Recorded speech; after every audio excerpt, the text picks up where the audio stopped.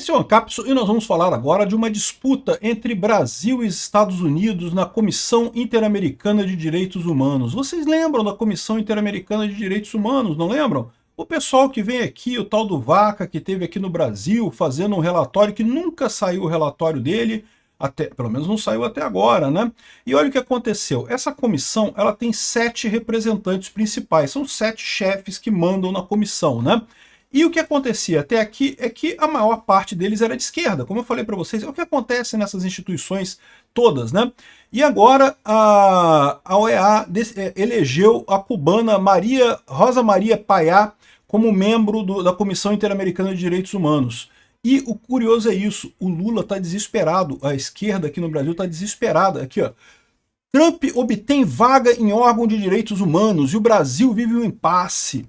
Porque a extrema-direita pode tomar conta. Olha só como é que o pessoal está falando de uma refugiada cubana. O pai dela foi morto pela ditadura cubana, ela se refugiou nos Estados Unidos, ela é cubana de nascimento e foi eleita agora para essa comissão na OEA. Olha que coisa, a gente alinhando, o Brasil está torcendo pelo lado de Cuba, meu amigo, pelo lado da ditadura, para quem eu tinha alguma dúvida que o Lula é um ditador no final das contas, né? O mais engraçado dessa história é ver o desespero do brasileiro com o que eles estão chamando de tomada da OEA em termos de poder americano, né?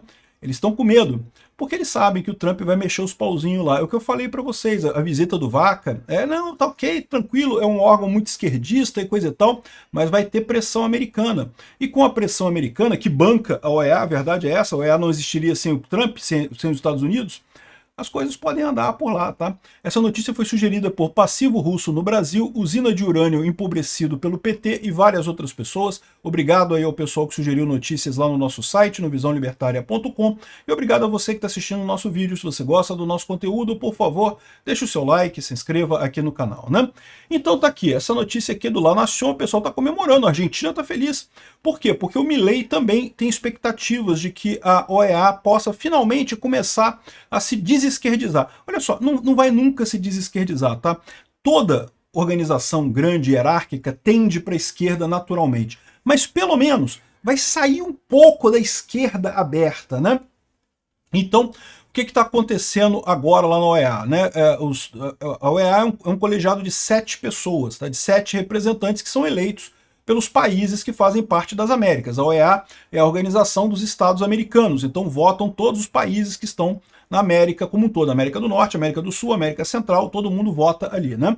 E a OEA elegeu nessa sexta-feira passada a dissidente cubana Rosa Maria Payá, candidata dos Estados Unidos como membro da Comissão Interamericana de Direitos Humanos por 4 anos. Então, os próximos 4 anos, ela vai ser membro dessa comissão.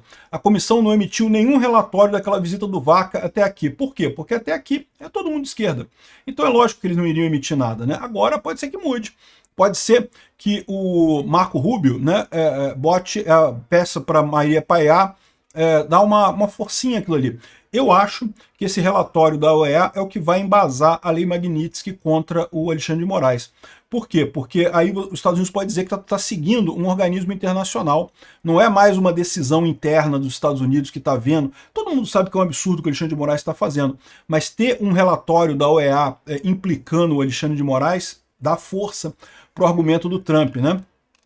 Então, ela é filha do falecido Oswaldo Payá, que obteve e ganhou na primeira rodada já com 20 votos, né? 2 a mais do que os necessários para se tornar membro do Conselho, né? E ela se comprometeu a servir a todos os povos da América, e as minhas prioridades são claras: proteger aqueles que mais necessitam, defender a democracia, garantir uma comissão eficaz e transparente e acercar os sistemas dos mais vulneráveis. Então, assim, ela não falou nada demais, não teve nada demais, né? Agora, tá aqui essa moça aqui, que é ela, né? Tá ela aqui, junto com outro representante lá da OEA. Ela foi eleita, portanto, ela é indicada, né? Mas o que chama a atenção dessa história toda, de novo, eram 3. Um foi dos Estados Unidos, a outra foi da esquerda, e tem uma terceira vaga que está sendo disputada por um brasileiro e um mexicano. O mexicano também é mais próximo dos Estados Unidos. Então, o pessoal está apavorado com a possibilidade do Brasil perder. Porque olha só como é que tá o pessoal falando aqui, ó. Trump não, meu amigo. Quem obteve a vaga foi Cuba, uma refugiada do regime apoiado pelo Lula, tá? Uma pessoa que é perseguida em Cuba e que o pai dela foi morto pelo regime cubano e ela se refugiou nos Estados Unidos e ela conseguiu essa vaga. Trump obtém vaga em órgãos de direitos humanos e o brasileiro vive um impasse. O candidato brasileiro, que era o favorito, olha só, era o favorito. O brasileiro era o favorito para ganhar e tá agora arriscado nem ganhar nada, né? Se ganhar, vai ficar em terceiro lugar. Aqui, ó, o governo Trump conseguiu votos suficientes para garantir um lugar na Comissão Interamericana de Direitos Humanos, numa manobra que deixa ativistas de países preocupados com a influência da Casa Branca no futuro dos debates sobre direitos humanos na região. Entenda, tá todo mundo com o cu na mão, meu amigo. Tá todo mundo com o cu na mão. O Trump fez assim, botou um dedinho dele, você sabe o dedinho dele, assim, um dedinho de pressão e elegeu a mulher ali, né? Aqui, ó, a eleição aconteceu nessa sexta-feira durante a Assembleia Geral da OEA e também garantiu uma segunda vaga para Marion Betel de Bahamas. Bahamas também é ligada ao Trump, tá? E aí que é a preocupação deles. Por quê? O temor é que fique tudo com a direita. É o temor deles, lógico, né? Já a candidatura do brasileiro Fábio de Sais Silva vive um impasse. Detalhe, ele era o favorito. O pessoal achava que ele ia ganhar de lavada. Ele disputa a última vaga contra o mexicano, que também é ligado ao Trump. Mas nenhum dos dois conseguiu voto suficiente para ser declarado como vencedor. Diante da indefinição, os governos decidiram adiar a votação e negociar novos apoios. Foi estabelecida a nova data de 11 de julho para essa votação. O Trump vai dar um jeitinho de...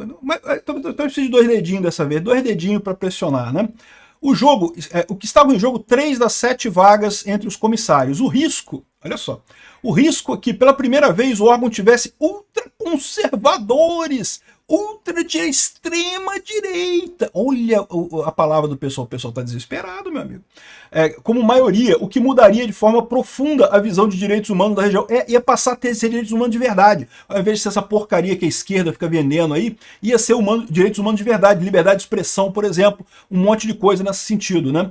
Além da candidata dos Estados Unidos, Washington defendia o colombiano Carlos Bernal, mas ele acabou perdendo. Mas de qualquer forma, a candidata de Bahamas também é ligada aos Estados Unidos, e a candidata do México também é. Não por acaso a votação era considerada estratégica, tanto para a extrema direita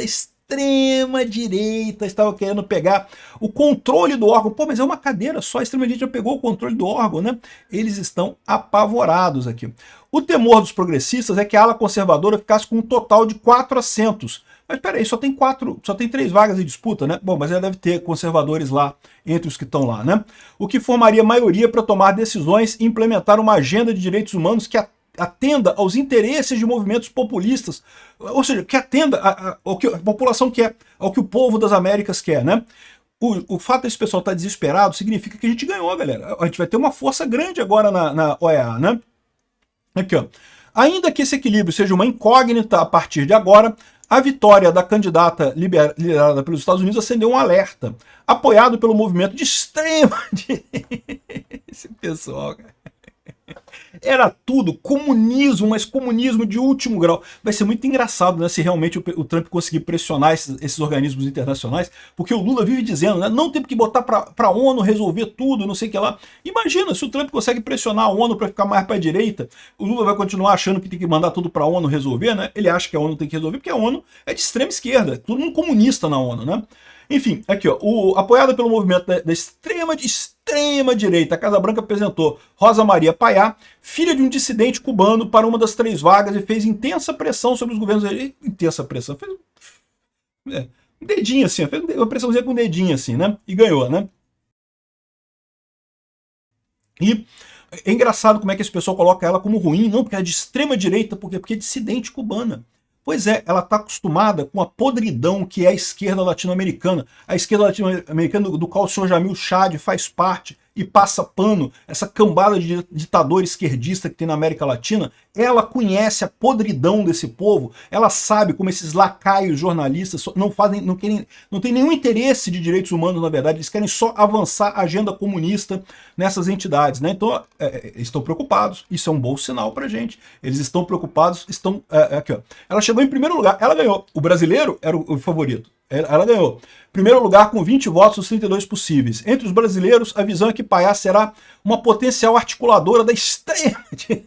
O cara tem, olha só, é 6 vezes já que o cara escreveu extrema direita. A mulher é totalmente neutra nessa história, não tem política, mas ela é uma dissidente cubana. Evidentemente, ela sabe que a extrema esquerda da América Latina é terrível, é quem mais viola. O pessoal adora dizer que não, que a direita está violando a democracia, mas quem viola de verdade a democracia no Brasil, na América Latina como um todo, é a esquerda, né? E o governo americano, portanto, ampliará sua capacidade de influência no órgão regional e também depende financeiramente dos Estados Unidos em algumas de suas missões. Depende dos Estados Unidos 100% em tudo, meu amigo. É o que eu falo para vocês. O Trump deu uma pressãozinha assim, ó, levinha assim. Aqui, ó, um experiente observador em Washington admitiu que a vitória de Payá é uma péssima notícia para a região. É claro que esse cara é de esquerda, né? Uma péssima notícia para a esquerda, né? Ela será representante do maior doador e pode acabar tendo uma voz desproporcional na entidade. É isso daí que o Trump quer mesmo.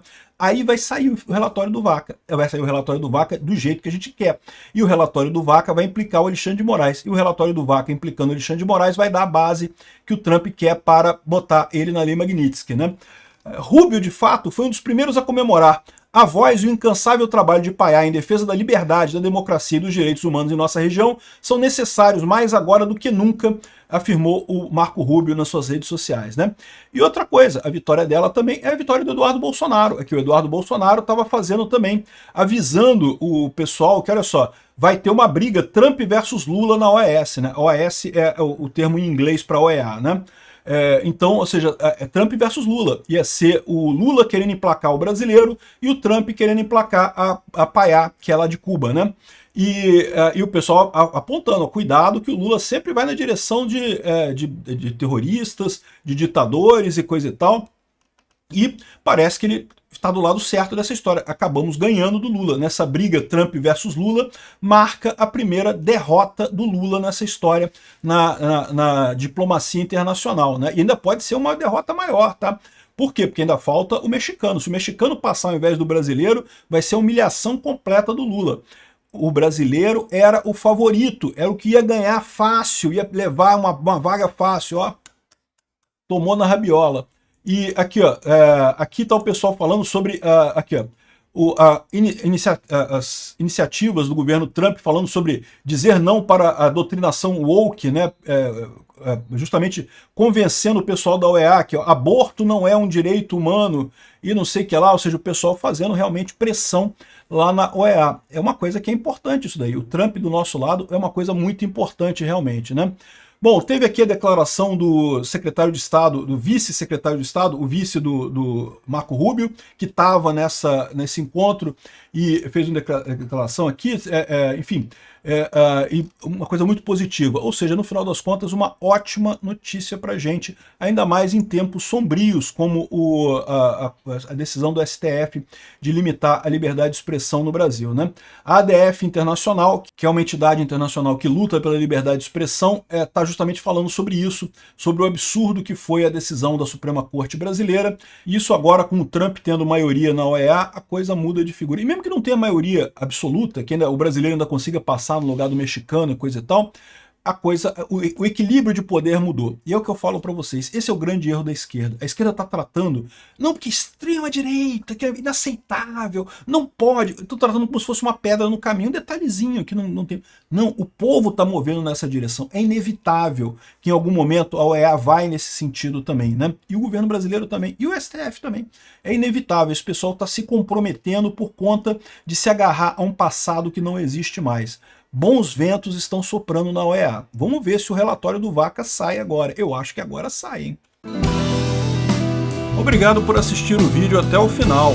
Além de curtir, compartilhar e se inscrever no canal, considere se tornar patrocinador com valores a partir de R$ 1,99. Clique no botão Seja Membro abaixo para saber as condições e vantagens de patrocinar o canal. Mais informações sobre o nosso projeto, visite nossos sites indicados na tela.